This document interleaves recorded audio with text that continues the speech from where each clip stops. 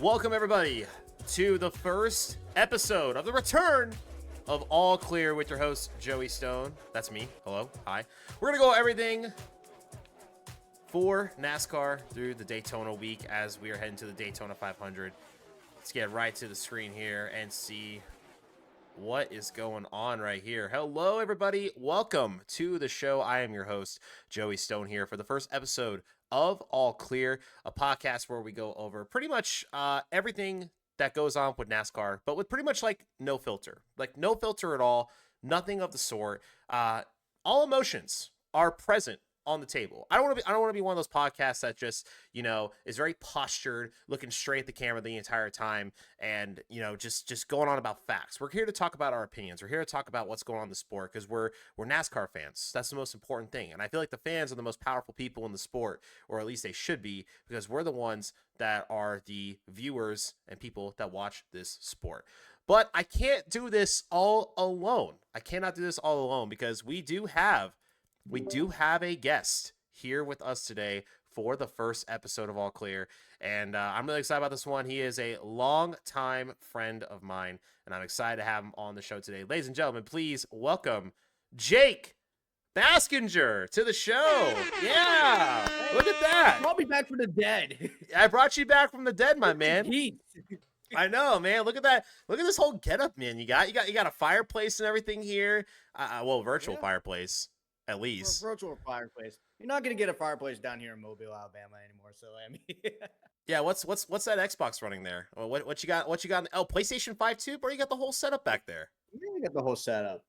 Goodness gracious, man. I mean, you got everything rocking and rolling, dude. I'm kind of jealous. I got the PS5. I gotta keep myself busy, you know. I know, right?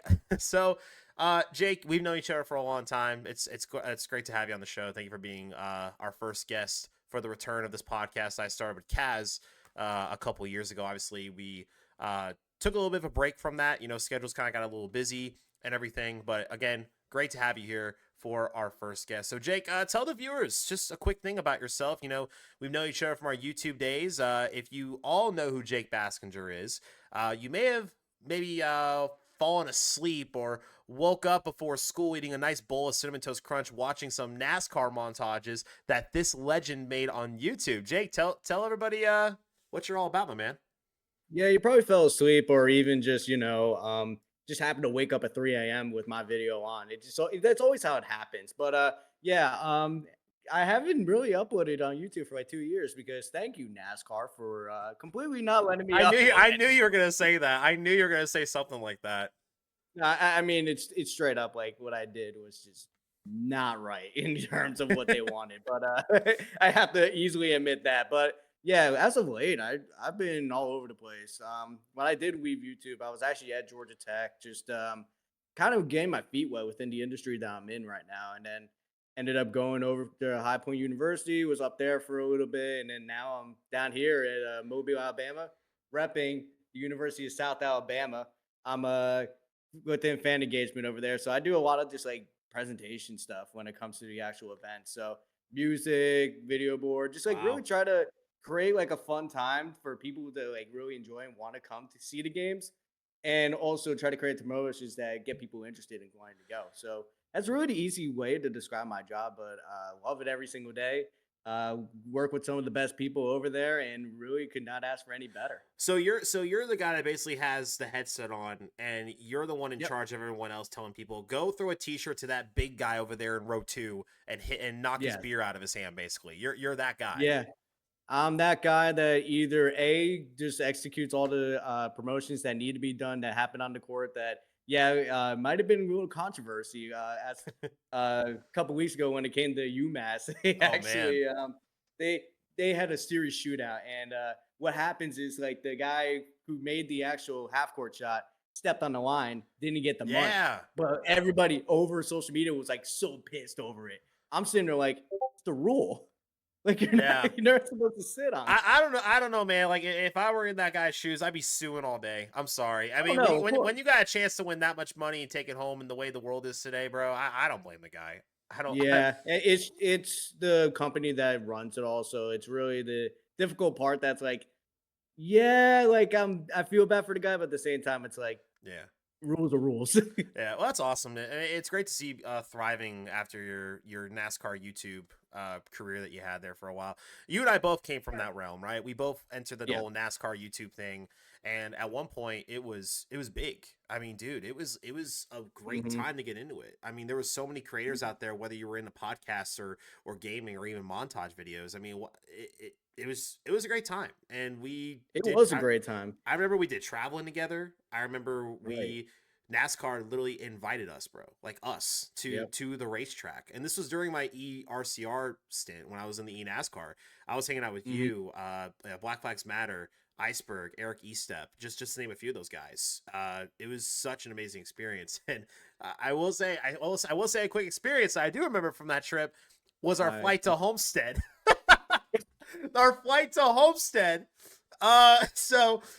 Funny story between me and Jake here that I want to bring up. So Oh, this is I don't want to remember this. no, I remember every single detail of this, my guy. This was a Oh, shit storm here. Okay, so NASCAR invited us out to Homestead for the championship finale weekend in 2019. That was when obviously Reddick, Custer, and Bell were fighting for the Xfinity title. Matt Crafton breaking the system and winning his title with no wins and everything. I mean, hey, I will just say props to that guy for doing it. That was awesome. And Kyle I Busch, mean, somebody had to and, do and, it. and Kyle Busch winning his second championship for My JGR. guy, see, Your my guy, you had a guy great win the time. Yeah, championship was yeah. See, something no, no, special. that was your comeback after the flight. That's what happened for you. Yes, So, I uh, needed that. so Jake, just real quick, tell everybody what happened on that flight. Give like All right. what was the quick breakdown of what happened? So I remember us discussing like who was going to be sitting where, and Yeah. like you're like, hey, like I was just like, hey, like I don't care where I sit. You're like, cool, I'll get the window. I'm like, all right, cool. I'm not even sure if you made the decision, or if I just told you, or I I was think just like I I Alex think in. how it went was I think I said on the way there, I'll get the window seat. I think that was the deal. I said, "Can I get window seat on the Yeah, way there and I'll take the middle for the way back." And we shook on it, yeah. said, "Cool. No problem at all," because we're thinking it's going to be a calm and cool flight. No issues We whatsoever. thought so. So it's a typical three seat within our row. And we had this one guy who sat right next to us. He was wearing like this big fur coat. Just, I, I don't know how to describe him. It's just a very interesting situation. Well, let's just say the guy was a little restless on the flight. I'm sorry. I'm sorry He I'm already laughing decides because I remember every detail about this thing. Just go. Just go. because here's the thing, I'm like I'm the short, I'm small, I'm 5'5", so like I'm like short, I'm like able to like squeeze in easily. Let's just say I even felt compact in that flight. And the guy's just like all over the place, like going back, trying to go like this. At one point, like was sleeping on my shoulder. I'm like sitting there like, the hell is this guy on? No, What is he like doing? legit. I remember this guy looked like a walking character in GTA 5, dude. I'm not kidding. He had the fur coat. Dude, I thought he was a pimp. I Yeah, legit thought this dude was a pimp. And yeah. he literally, when he sat down, I remember Jake gave me like the most blank eyes in the world. He's like, "Bro, are you kidding me right now?" And I was laughing my ass off to the side, as quiet as I possibly could. And then I remember this dude, like, he just could not get comfortable in this fight. I don't know what his deal was. And he No. literally laid his head on Jake's shoulder and fell asleep on Jake. And I have a video on my phone. I think I saved it. It's a Snapchat You story. have a video? I zoomed in on your face when you were looking at me, and it was you with the blankest face I in the didn't know world. about this part. No, there's a video. There's a video. Dude, it was funny because the entire flight, dude, you were so uncomfortable, and I felt so bad for you. Yeah. But the irony of the entire thing was on the way back, I had the most chill dude to my Yeah. left for the seat who Yeah, actually talked lucky to me. you. And you're looking over at me too pissed off and everything from the whole thing. You're like, this dude gets the flight back. That's like super calm and cool. Meanwhile, I get the pimp down in downtown Atlanta with the fur jacket and everything, just like Yeah. laying next to me and everything. Yeah, dude just wanted to relax and wanted to relax on me. Let's just Oh say god. that. Well, I'm gonna tell you what. There's no relaxing anymore because NASCAR is back. And he's got the NASCAR. You're ready to go. I'm ready to go too, man. Like I'm ready to go. I'm ready because like I, listen. I, oh, go ahead. Go ahead. no, I was gonna say, like, when you work in the industry that I work in, it's like you're so ingrained within the sports that you work with that, like, whenever you watch it on TV, it's just like not the same thing because it's like I'm just always criticizing it. But the NASCAR, it's the one sport I could actually enjoy because it's not an NCAA regulated sport, and I could Yeah, also bet on it too, exactly. You can bet on it, which is even though really I really don't good. bet on it. Yeah, right. But yeah, so it's a great time to be excited for a NASCAR fan, and I gotta say, this is probably the most excited I've been for Daytona in quite a few years. Hmm. For a couple of reasons, right? Obviously, it's a brand new season. I think a lot of people are just ready for that reset after how 2024 ended with the whole Joey Logano debacle. You know, three-time champion. I still can't even say it with a straight face that Joey Logano is a Honestly, I just three-time Cup enjoyed Twitter champion. that night. Like, that's my thing. I cannot believe that Joey Logano is a three-time champion. But Yeah. that's just the system we're in. So he's a Hey, three-time champ. he works the system. He knows what he's He did doing. it. I mean, He did the thing. him and Paul Wolf, they've done a great job with the system. Even Penske though I don't agree with it, Penske got their they've cars done right for their thing. Phoenix. Penske got their cars right for Phoenix. They had the best cars. They took Mhm. advantage of the system. I can't be mad about that. But yeah, No. so as we're heading to Daytona and everything, everyone's excited. Brand new start and everything. But I gotta say this too. I think another reason why a lot of people are very excited about the Speed Weeks is the amount of cars that are going Yeah. in racing for the Daytona 500. I mean, the most open entries we have had for the Great American Race, I think, in 10 years, right? It's around Mhm. 10 years. It's got to be around there.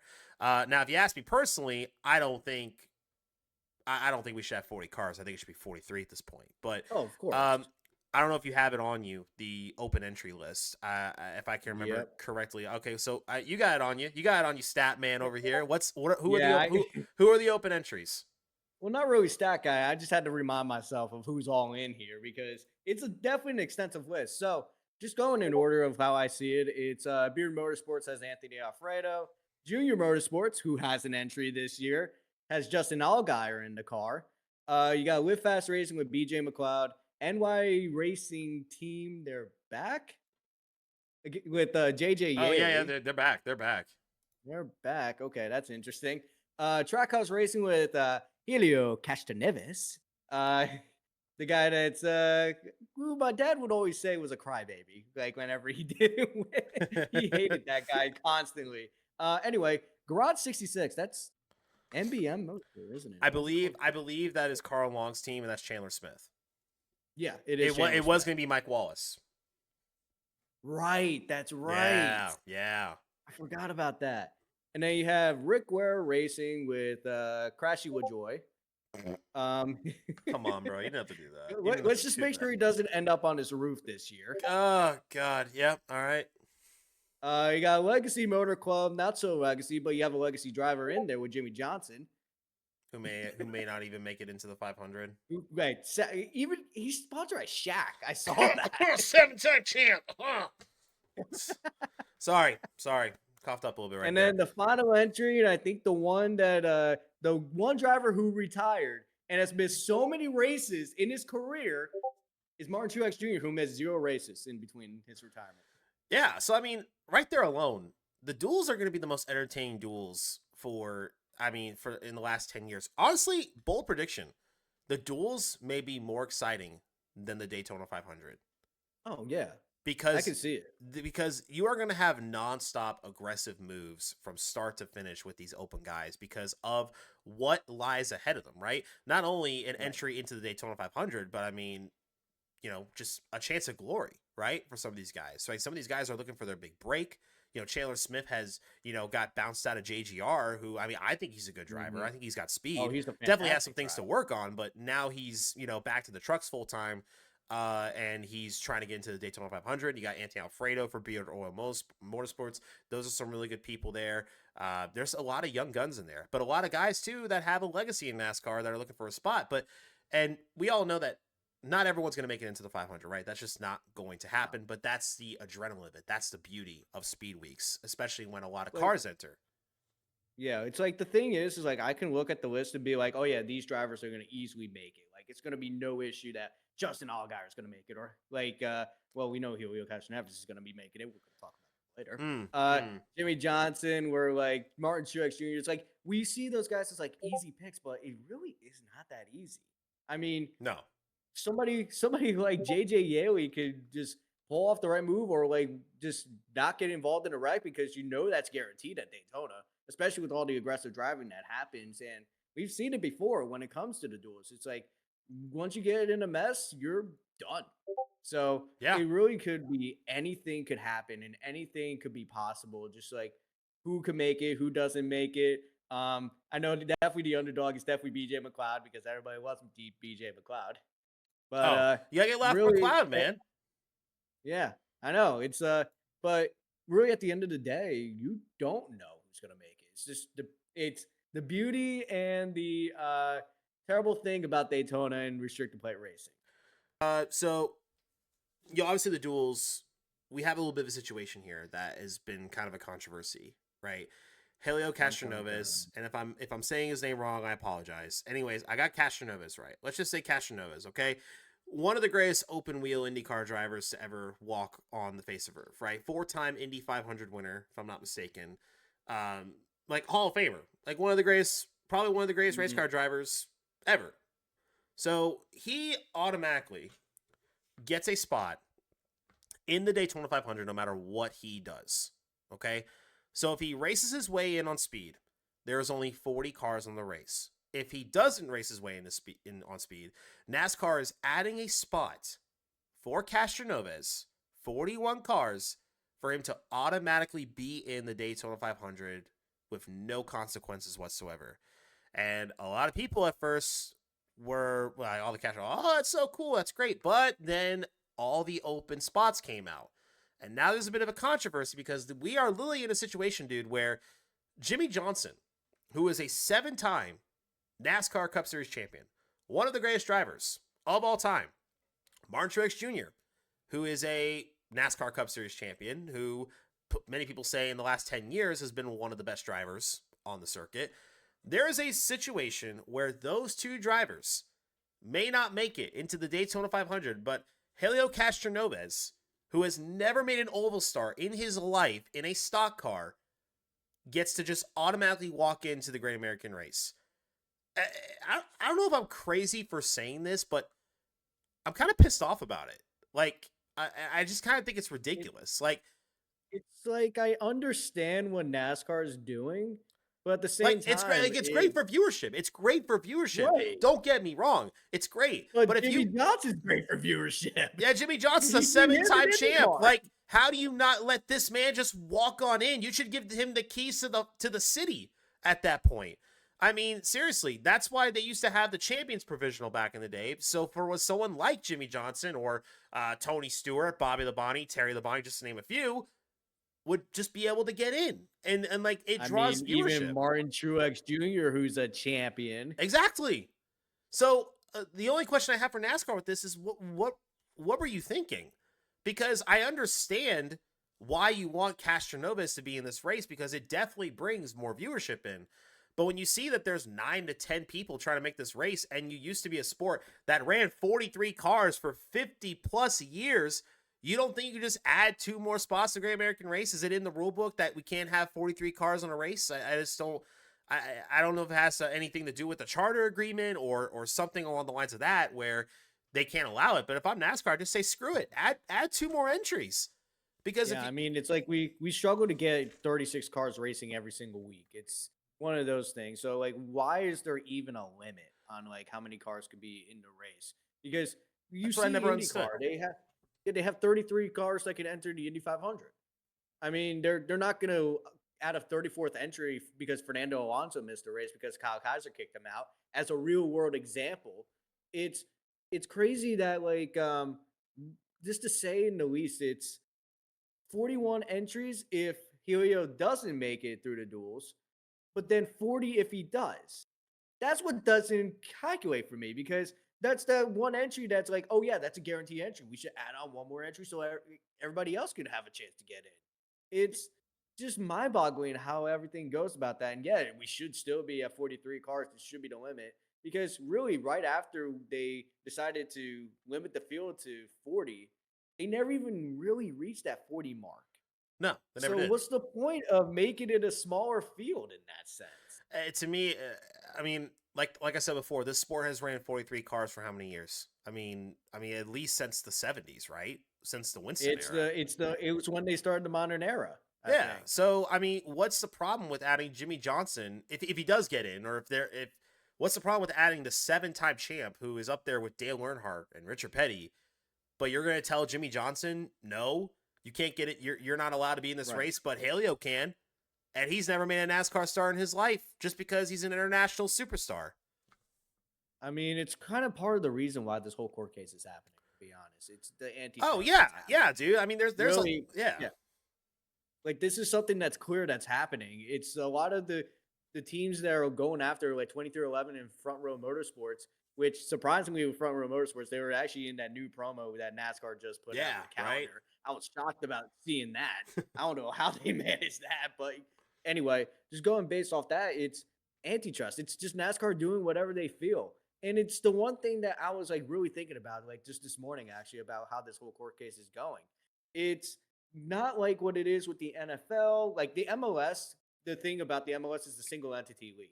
The thing that actually allows that to happen is because the league owns the teams. Mm-hmm. That's the only thing. This is also a single entity league, but at the same time, NASCAR doesn't own the teams. Yeah. It's owned by individual companies or individual people like Joe Gibbs or like Michael Jordan and everybody like that, Rick Hendrick. It's not run by them. No. Yeah, no. That's where this whole thing kind of convolutes together. Yeah, it's like I mentioned, like I think we're in a really I'm excited for the season, right? I'm really excited for the season because it's Daytona. Like what other track gets you this excited besides like maybe Bristol or Martinsville for the short track mayhem, right? Or so like I just don't understand NASCAR's reasoning behind this. Like are they just buddy with Justin Marks this much that they just let him get away with anything at this point? Because I mean, they let Ross Chastain get away with all the dirty driving he did for most of 22 with no consequence, and then drivers finally took it in their own hands and looks like he finally calmed down a lot.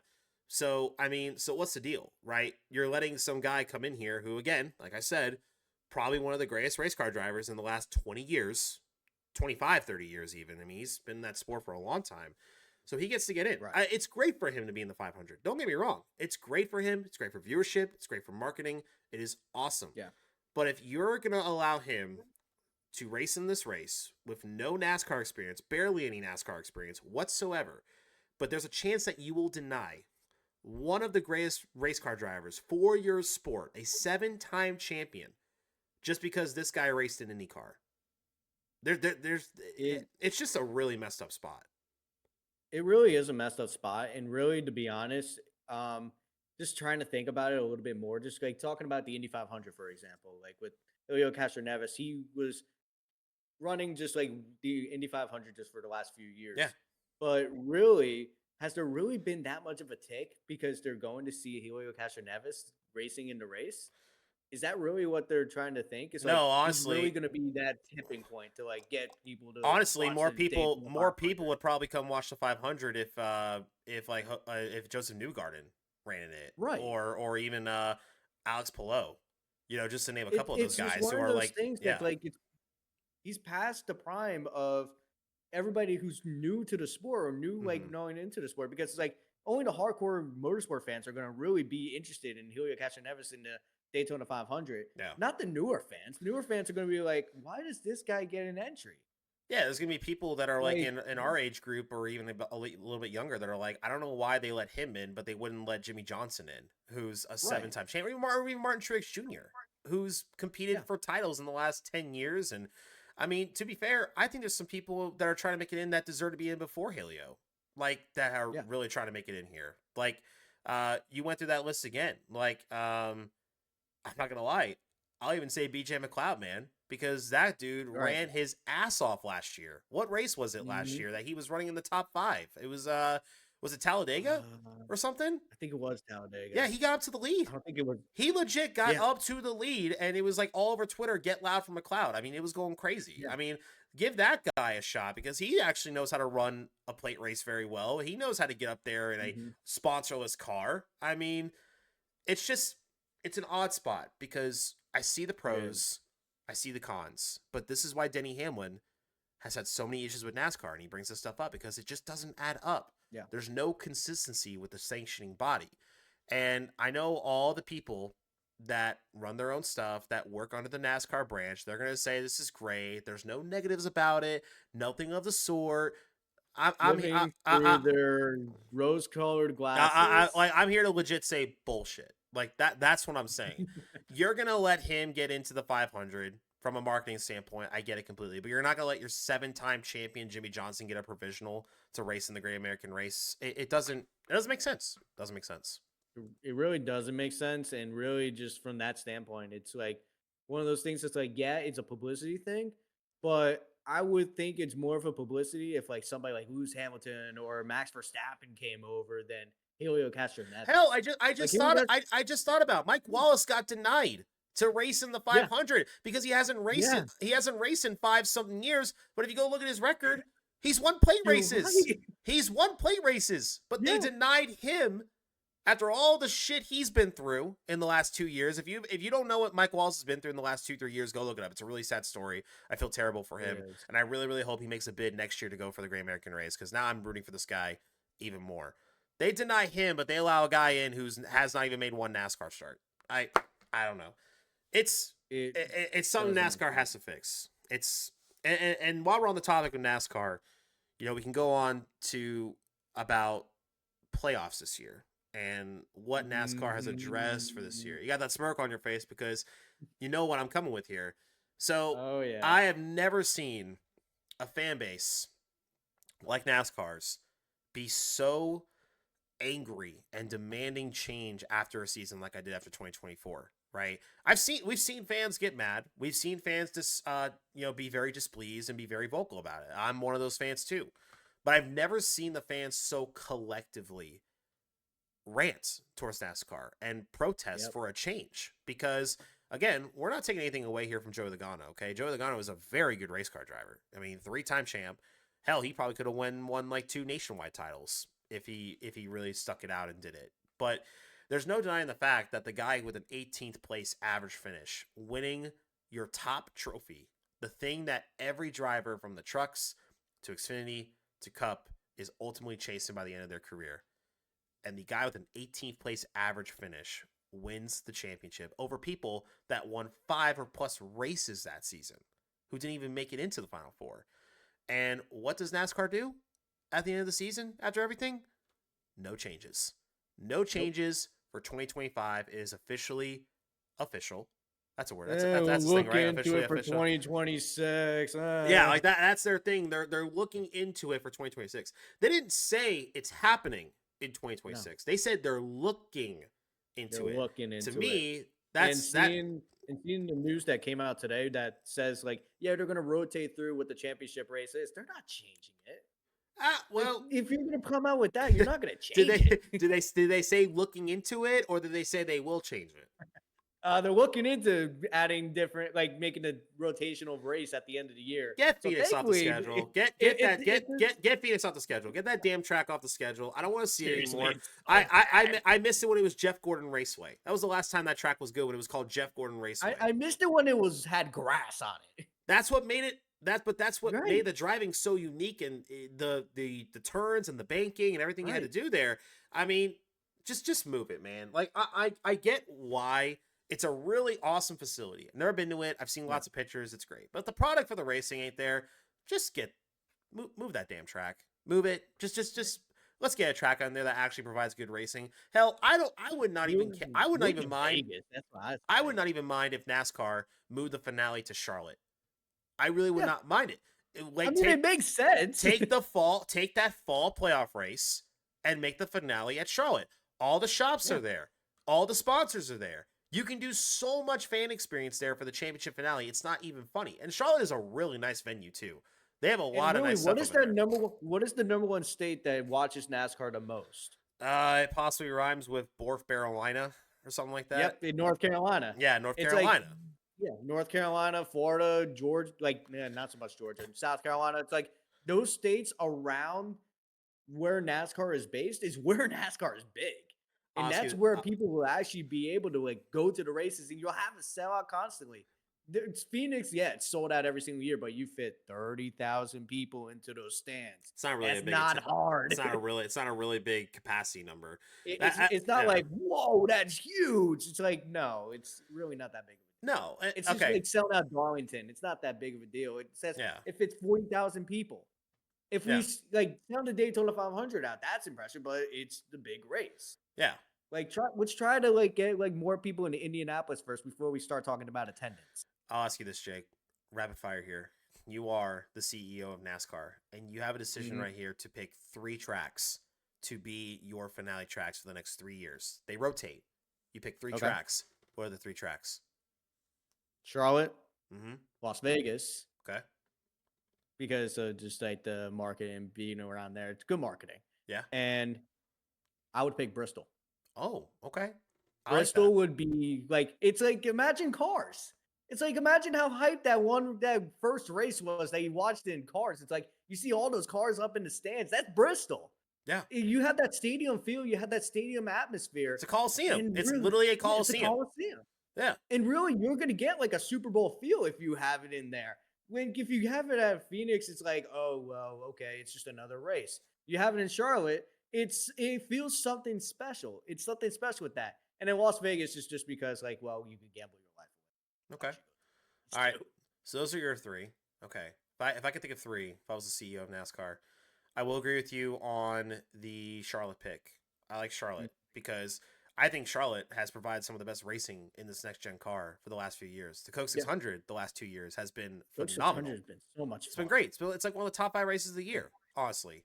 I'm gonna go with Las Vegas. Okay. Vegas is a great facility. That has provided some amazing racing as well. And the last one I want to say, let's bring back Homestead.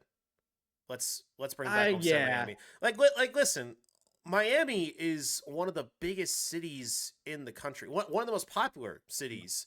You could do so much with Homestead Miami. And I believe Homestead even came out and said that they are willing to put a bid in and to make their facility amazing. Like to where Phoenix is, if not better.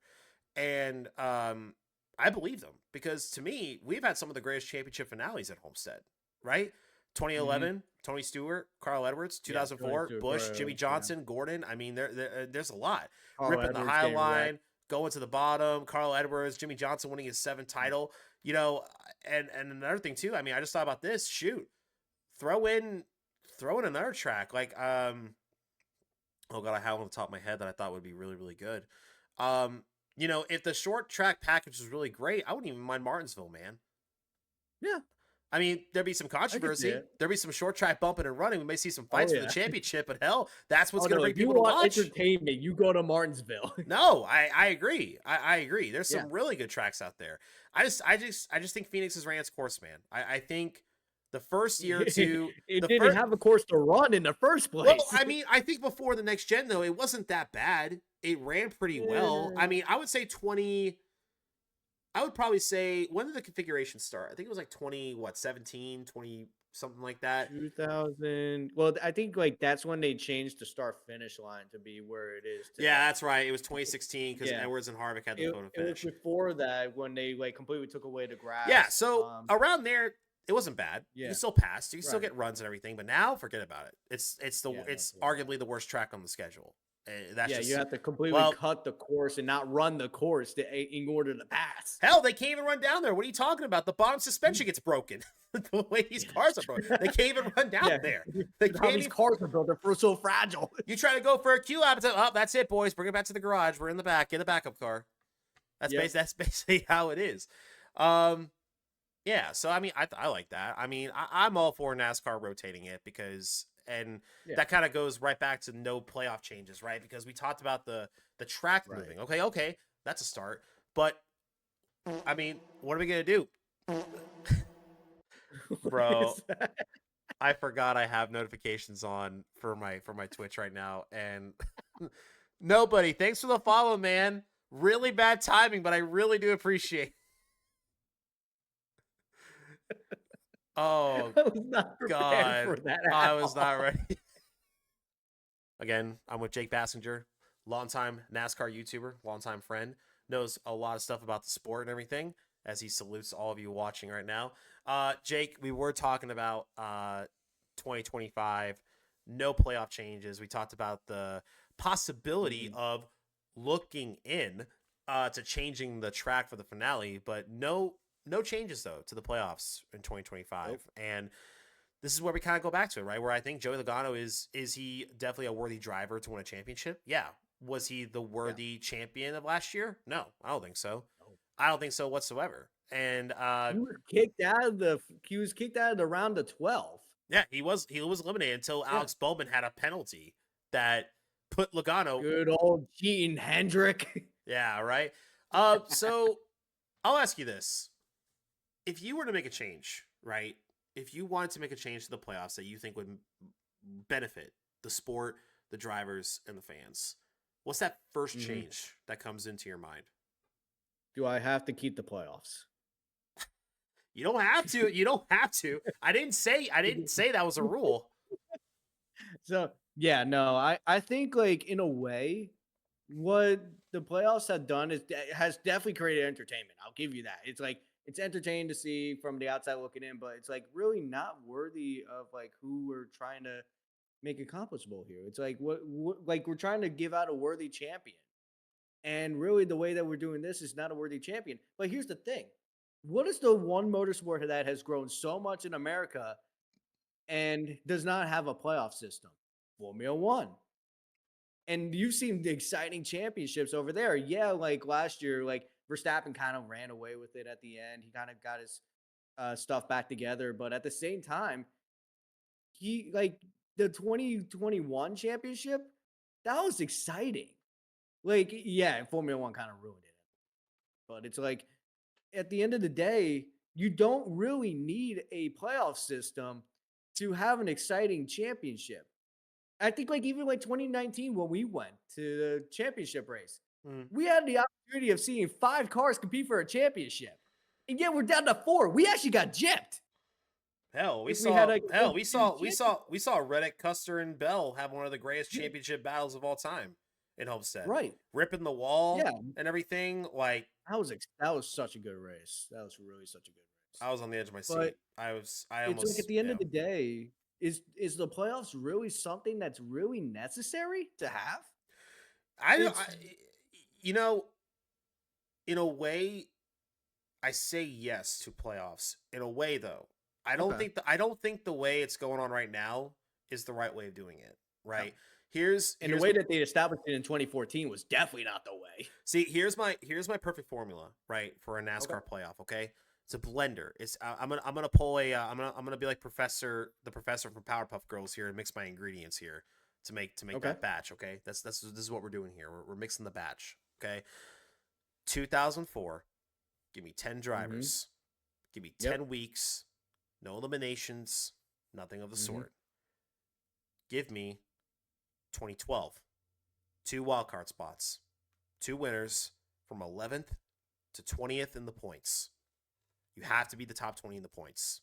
No ifs, no ands, no buts. 12 drivers. Allowing anybody to make it with a win, that's the thing that I don't like either. You got 12 drivers. 12 drivers. Okay? And I'm going to mix the elimination a little bit. Okay? Okay. You got 10 races, right? That's what we're doing here, right? Yeah. Okay. And this is where I kind of go back and forth a little bit here, okay? Every 2 to 3 races, you have. Well, it might be better. It might be better if. Yeah. Okay. All right. I'm gonna go with this. Every 3 races, until the final 4 races, 4 drivers get eliminated. Okay. That leaves 4 drivers, 4 races, where it comes down to consistency. It comes down to speed. You can have a bad week, okay? No one can wreck you and ruin your championship. Something like that. But I also think the other way of looking at it, too, is no cutoffs whatsoever. Give me 10 drivers on points. Give me 10 races. Give me 2 wild card drivers. 2 winners from 11th to 20th in points. Whoever has the most wins gets those spots. 12 drivers, 10 races, no resets. Go for that championship. And if there was a reset, a halfway point. You get a halfway point where the points reset, and maybe you eliminate 2 drivers or half the field, something along the lines of that. That's just my bold predicament on the playoffs, where we can kind of blend a little bit of each experience to make the perfect playoff format. Try to give everything to everybody, like what everybody's looking for. Like Yeah. if there has to be a playoff system, you try to like mix up everything that you have. You have your winning, you're in people. You have your guys that make it in on points. You have the points that get it, and then you have a long enough stretch to where you can reward an actual champion. Yeah. So No. I can see that as like a system that could work, but at the same time, it's the whole point I think that frustrates people is that this is very confusing. Like if you're a brand new person getting into the sport and you learn that like you have all these different races and you have to win and get in and then you could get eliminated and all of a sudden like at the last race you don't have to you just make your way through and then just win that race. It's confusing. Like I think for brand new fans it's very confusing.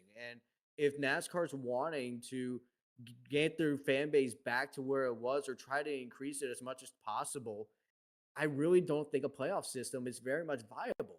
I mean, really, at the end of the day, how has attendance gone since they've established the playoffs? Steady. It's really has not Yeah, gone. it's It's not gone. it's It was not going going up. down. Yeah, it was going down, and it's just staying steady right now. Like it's if you're wanting to get the prospect back, you have to create storylines. You have to do this. You have to do like with Formula One. Here's the thing: you could talk to like anybody, like probably like I would say like 2014, and talk to them about Formula One, and nobody would know what you're talking about. Nobody would know who Lewis Hamilton is, or like they probably might know like who like Michael Schumacher is because of like Mm, just through like pop culture and everything. But really nowadays, you could probably find people that didn't know anything about Formula One in 2014 who can name out almost like every single one of the big drivers that are there. They can name out Max Verstappen. They can name out Lewis Hamilton. They can name out yeah. Yeah. Lando Norris, even Oscar Piastri or anything like that. They probably even know who like Kimi Antonelli is, the new driver. It's I it's don't just one of those I don't things, know. but I don't know who that is, Jake. I don't know.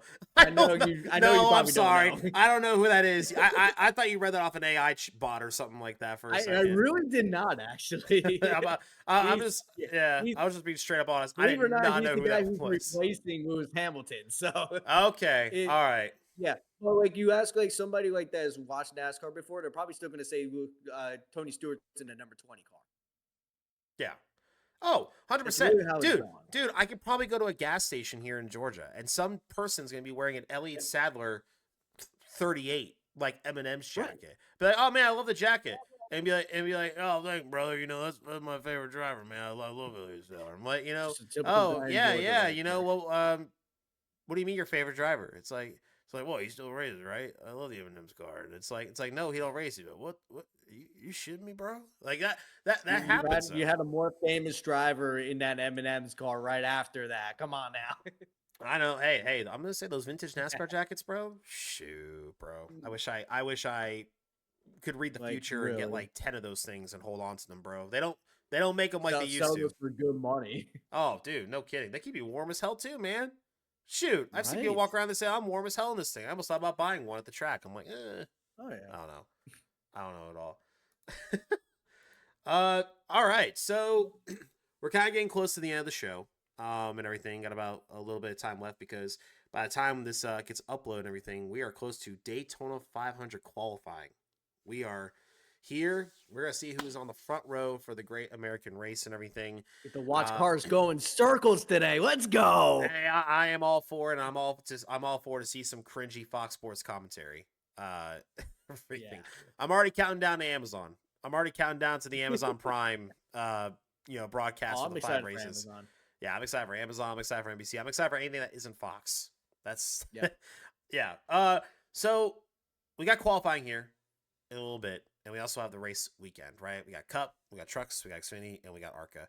I'm not gonna talk about ARCA because I'm just go ahead and tell you right now, y'all, for everyone watching at home and everyone who's listening to this, a Venturini car is gonna win the race. Okay, that's just what's gonna happen. I've been to like 4 or 5 of these ARCA season openers at Daytona. They just sit single file the whole time. Nobody makes a Well, move. you don't want Tamuka Kyoga to win the race. You don't want hell yeah, brother, to go and win the race. Garrett Wait, Mitchell. wait, wait. out there. Who's that guy? Who's that guy? Cletus McFarland, Cletus right? McFarland. Hell yeah, Yeah. bro. That's my pick. Cletus McFarland for ARCA. Cletus, if you watch this, I'm rooting for you. Please win. If not, do your best. That's my pick for Yeah. ARCA. But Yeah, hey, you got you got all these different guys. You have somebody named Becca Monopoly. I've never heard of her. You got Corey Day, who's a dirt legend, who's racing in there. is he racing for Hendrick? Is that a Hendrick entry? It's a Hendrick Cars like sponsored car, but I'm not sure. Oh, he may win. No, he may win. Jake, hold on a minute. Hold on. I take that back. It might not be Venerini. Yeah, Cletus, I'm sorry. It will be a good idea. Cletus, I'm sorry. You're not Corey Day and Hendrick Equipment. Okay, I hope you pull it out. I hope you have the Cinderella story here. Corey Day might be the winner right there. It just depends. Venturini, Corey Day, or Gibbs car. You got somebody who has a leg. You got the fake Tame Richmond. You got Butterbean that's in the race. There's some good, decent names in here, but I mean, it's ARCA. I hope it's a good show. I mean, I really do hope it's a good show. Don't get me wrong, but I've been to 3 of those things, and they're just single file the entire time. There's barely any action going on. The ARCA races back in the 2010s and the late 2000s, man, those things were chaos, and I loved every single second of it. But let's get away from ARCA because we're gonna talk about Cup, Xfinity, and trucks, the main 3. Okay. But we're going to get into the qualifying, Jake. I know by the time we record this, by the time this gets uploaded and everything, we're going to know who our winners are, okay?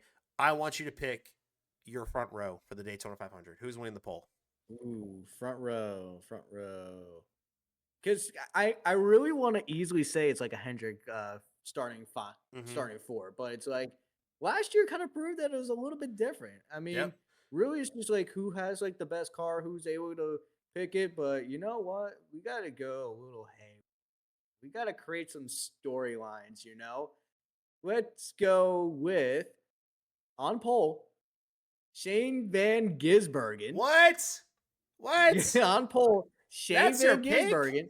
Okay. You got to create a storyline here, all right? I guess so. It's for the content. His first ever start is going to get the pole for the big American race. It would be what NASCAR would want for the media. I've seen some things happen. Exactly. And then for number 2, just to shut up the people who think that the whole pick, and I mean, I do agree that Calvin Castro-Neves is making the race just because of why the hell not. Just to shut up those people, give me Jimmy Johnson front row. Bro, you walks them into the race right then and there. You got a front row that's gonna make people scratch their damn heads, dude. Hey, watch it happen. Watch it happen. Hey, put your. If they want to create a storyline, there you go. I don't promote betting of any sort, but if you want to put a $5 bet on Jimmy Johnson or Shane Van Gisbergen, you might have a pretty nice steak dinner the next day if that happens. All right, let me give you my front row. I thought about it all day. You're gonna go conservative, aren't you? I'm gonna what? You're going to go conservative, aren't you? I ain't going conservative. I'm going with the facts here, man. I'm going with the facts. I'm literally going to give you literally clear as day, all clear as day. Okay. Pun no intended. My front row for the Daytona 500, based off of history, based off of everything here, I was going to go with Todd Gilliland, okay? Because he took over the 30. Really? Yeah, he took over the 34 car. You may remember who won almost every single super speedway pole last year. Right. The 34 car on Michael McDowell. So now he's that lead car. I don't think he wins the pole. I think he'll get second. You think he'll get second? Okay. Your pole sitter for the Great American Race is going to be Chase Elliott.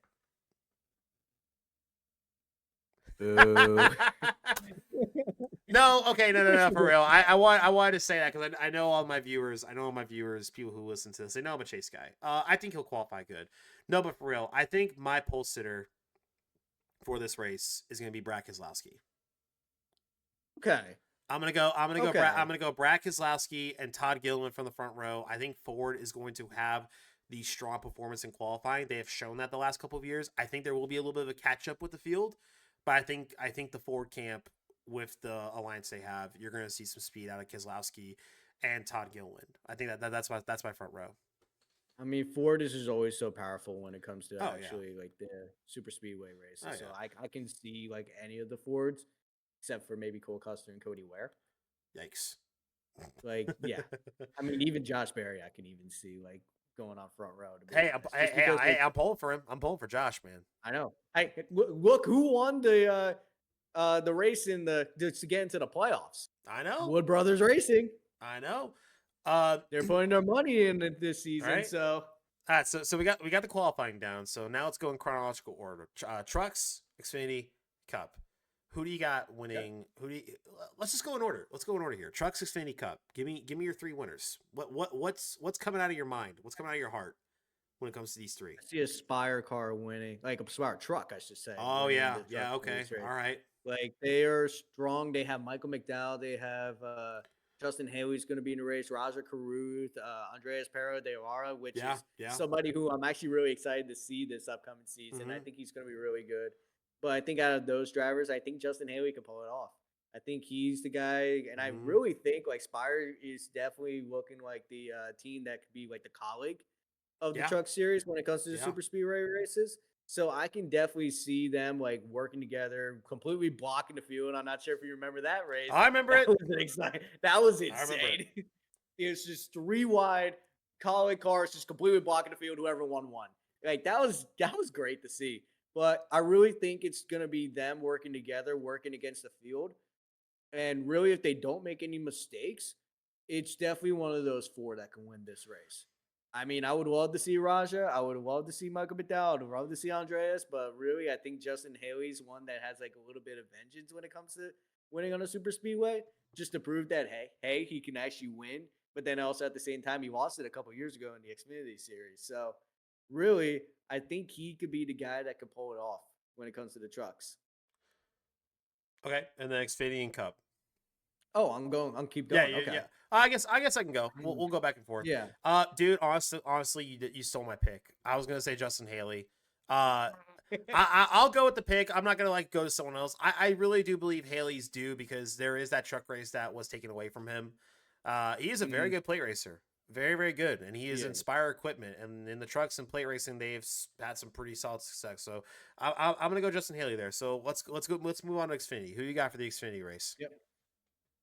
Well, I might have to stick with somebody that's a little close to my heart. Somebody that's like that I can feel that he's been there always constantly. He's been there so close to getting that first win, and he's always up there when it comes to the super speedway races. Oh my gosh, are you going? You know, are you going there? Can you take me higher? Are you going? You going the Creed way? No, I'm going Ryan Creed. Okay, I thought you were going Sheldon Creed. I'm going Ryan Sieg. Okay, I thought you were going Sheldon Creed because you always said he's up there. I mean, Sheldon Creed, I think he'll be up there. Somebody will spin him out, he'll go flipping, and then Ryan Sieg's going to pass just by everybody. Okay, all right. Like that, it's always how it goes with him. I mean, he cannot just pull it off. All right, okay. Here's my pick, right? Okay. So I think it is going to be an RCR driver, but it's not going to be Austin Hill. It is going to be Jesse Love in the 2. I can see that. I see Jesse Love starting the season off his sophomore year with a win. He won Talladega. He's got the plate racing down. A lot of people don't like working with Austin Hill, but Jesse Love, he ain't got no enemies out there right now. He's got a pretty clean record, so he's got some people out there. I'm going to go Jesse Love for the Xfinity race. He's definitely a driver I can like, and he's definitely a driver that I think most people can like just because he's just like a fun character. He's like somebody who's like there just to race, but then he's also like somebody who like everybody can relate to. So I can definitely see like how he can definitely pull off like something, and people will love it too. I would say somebody who is my number 2. I don't know why he just. Oh yeah, my number 2. I can see Sammy Smith. Yeah. Like he won Talladega. He's racing for Junior Motorsports. Junior Motorsports always somehow comes off with like that thing, and it's also the first race with the number 8 the way it is. Yeah. Going back to the historic number 8. So if NASCAR needs to pull a little string right there you go. Okay, I like it. I wasn't really thinking of but even without the number 8, like the way it is, I wasn't thinking of a second guy. I mean, I'll go Allgaier. fresh off the championship and everything. Yeah. He's always run really good. All right, and then the big finale, the Daytona 500. Man, who is your pick for the Great American Race? I have a I will feeling, say dude. I this. have a feeling. I feel like I know where you're gonna go with this. Just continue. Let, Go let me ahead. let's see who you're thinking. Let's see who you're thinking here. Your boy. Who you Your think I'm boy. picking? Your boy. Well, damn it, you just spoiled it. Come on, man, because that was my pick. I was gonna pick him. No, like really, it's like, yeah, Kyle Busch, obviously. Like I'm gonna Okay. pick Kyle Busch just because like he is a driver who has done everything in Mhm. NASCAR. Yeah. Who has done the most that he can do and has gotten to a point where all he needs is that Daytona 500. He's won a championship. He's won at every single track. He's like that guy who's like the quintessential NASCAR driver. It's Mhm. that guy that everybody wants to see, but he's just missing that one race, and that's the Daytona 500. Now, do I think he can go another year and go to another team and win it? Yeah, I think so. There's plenty of places that are going to probably open up after this season, and I think he can definitely be going somewhere else because if RCR is the same exact way that they were last year, please get him out of there.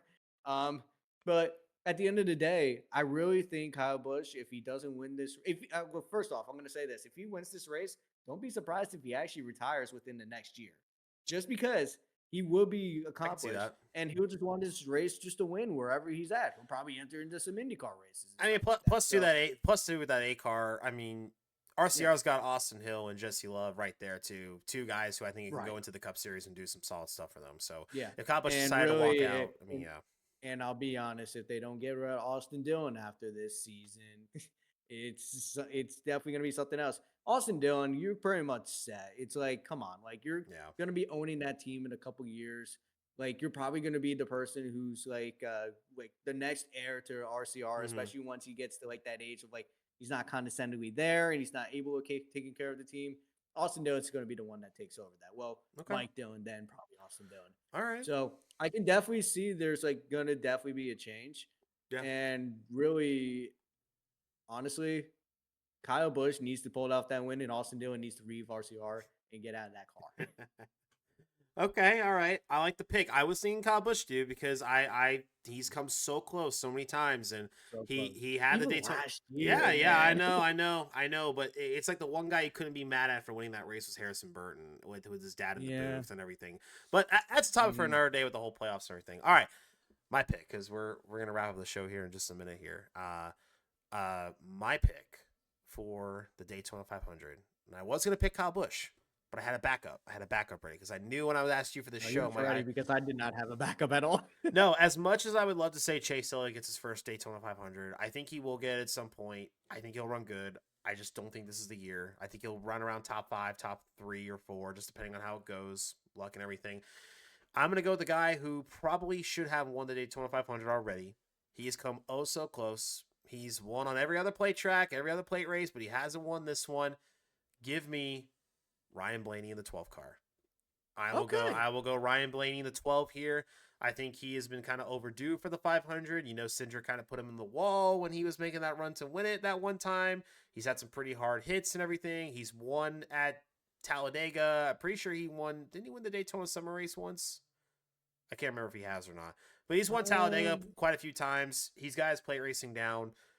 I'm gonna go Ryan Blaney for this one. The fan of me wants Chase Elliott, but I think Ryan Blaney is going to be the guy. But if we're going to be real, according to the trends of the last Daytona 500s, this race is going to end under caution, and somebody stupid's going to win. It's like somebody that like nobody really wants to see win. It's going to win this race. Oh my God! It's going to be Denny. Watch it be Cole Custer. It's going to be Denny. Watch it be Cole Custer. Right place, right time. It's going to be Denny Hamlin winning his 4th or 5th 500. Yeah. Riley Herbst. Oh my God! Yeah. Oh my God! I actually forgot Riley Herbst for a second. Yeah. Hey, I'm a Herbst supporter. I'm a Herbst supporter. Okay, I'm just gonna say right now. I hope he does good. I hope he does good. I mean, I hope he does good too. I just think he needs like a little bit like more time. I think this year it's gonna be a slump. We'll see how he does next year. But yeah, really at the end of the day, it's probably gonna be somebody that's just gonna be at the right place, right time. It's just gonna be like, why did he win? Yeah. I agree with you wholeheartedly and everything. It's gonna be a lot of fun. It's going to be a lot of fun to see how everything works out and everything. We're going to see if our predictions are right, man. We're going to see. Yeah. Whether you're back on the show at some point, mine's going to be right tonight. Oh, boy. Yeah, we'll see what happens. Yeah, by the time it's recording, Daytona 500 qualifying should be getting underway here any minute now. Real quick, I would like to say a big thank you to Jake Baskinger today for being our guest host / just guest in general. Round of applause for that, man. Did a fantastic job today. Lots of fun. And of course, thank you to everybody who watched tonight's first ever episode live here on Twitch. It'll be uploaded here on Spotify and Apple Podcasts very, very soon. Not every episode will be live. So if you do want to listen to this show in the future, be sure to follow All Clear on Spotify and Apple Podcasts. You can find it on there and all that stuff. Jake, any closing thoughts? This is going to be an exciting season. I mean, really, if we're going to be honest, it's going by the trend of like what the 5 years are going to be, which are probably going to be forgettable in a couple of years. But at the end of the day, I'm really excited for this race. I'm really excited for the season. I mean, really it's like, I just want racing to be back at the end of the day. I just felt lost without it on Sundays. Just going back and forth between football and this. It's just like, I miss it. I want it to be here. It's finally back. It's finally back. And yeah, ladies and gentlemen, NASCAR is back. Go and tune your TVs into the Daytona 500 qualifying if you're listening to this now. If not, then the whole race weekend may have been over already. You know, we may already have our winners for the weekend, but it's an exciting time. NASCAR is back, and even better, All Clear is back. With me, your host, Joey Stone. Shout out to Jake Bassinger for joining us today. We will see you guys next week to recap all of Daytona and whatever in the world is going on with NASCAR. Take it easy, guys, and we'll see you next time.